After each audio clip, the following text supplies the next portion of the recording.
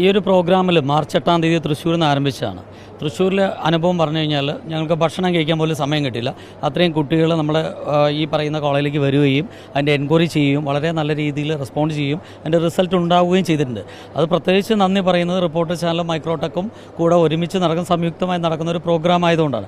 നേരത്തെ നമുക്ക് റിപ്പോർട്ടർ ചാനലിനെ പറ്റി അറിയാം, അതിൻ്റെ റീച്ച് എനിക്ക് അറിയാവുന്നതുകൊണ്ടാണ് ഞങ്ങൾ ഈ പ്രോഗ്രാമിൽ പങ്കെടുക്കാൻ തന്നെ കാരണം. അപ്പോൾ അത് മൈക്രോടെക്കിൻ്റെ സപ്പോർട്ട് കൂടെ കിട്ടിയപ്പോൾ ഈ പ്രോഗ്രാം കുറച്ചുകൂടെ നല്ല റീച്ച് ഞങ്ങൾക്ക് കിട്ടുകയും കുട്ടികൾ നല്ല എൻക്വയറി ഞങ്ങൾക്ക് ക്രിയേറ്റ് ചെയ്യാൻ പറ്റി. ഇത് ജെയിൻ പ്രത്യേകിച്ച് തജിക്കിസ്ഥാനിൽ MBBS ജെയിൻ ഗ്രൂപ്പിൻ്റെ സഹായത്തോടു കൂടിയും അതുപോലെ തന്നെ നമ്മൾ അപ്പോളോ ഗ്രൂപ്പുണ്ട്, മെഡിക്കൽ ഗ്രൂപ്പാണ്, അതിൻ്റെ സഹായത്തോടു കൂടിയാണ് ഈ പ്രോഗ്രാം തജിക്കിസ്ഥാനിൽ നമ്മൾ സ്റ്റാർട്ട് ചെയ്തിരിക്കുന്നത്. വളരെ ചിലവ് കുറഞ്ഞിട്ടാണ് MBBS അവിടെ കൊടുക്കുന്നത്. ഫുഡ്, അക്കോമഡേഷൻ, അതുപോലെ തന്നെ കുട്ടികൾക്കുള്ള ഗൈഡൻസ്, മെൻറ്റർ, നമ്മുടെ മലയാളി ഡോക്ടേഴ്സ് അടക്കം അവിടെ പഠിപ്പിക്കാനുണ്ട്. അധികവും ഇന്ത്യയിലെ ഡോക്ടേഴ്സാണ് അവിടെ പഠിപ്പിക്കുന്നത് തന്നെ.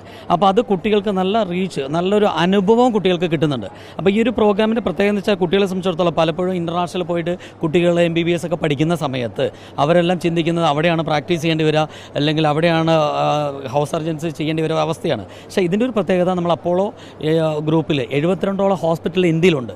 അവിടെ എവിടെ പോയാലും കുട്ടികൾക്ക് അവരുടെ ID കാർഡ് കാണിച്ചു കഴിഞ്ഞാൽ അവർക്ക് സീനിയേഴ്സ് ഡോക്ടേഴ്സിൻ്റെ ഹെൽപ്പ് കിട്ടും. അതാണ് ഇതിൻ്റെ ഏറ്റവും വലിയ അഡ്വാൻറ്റേജ്.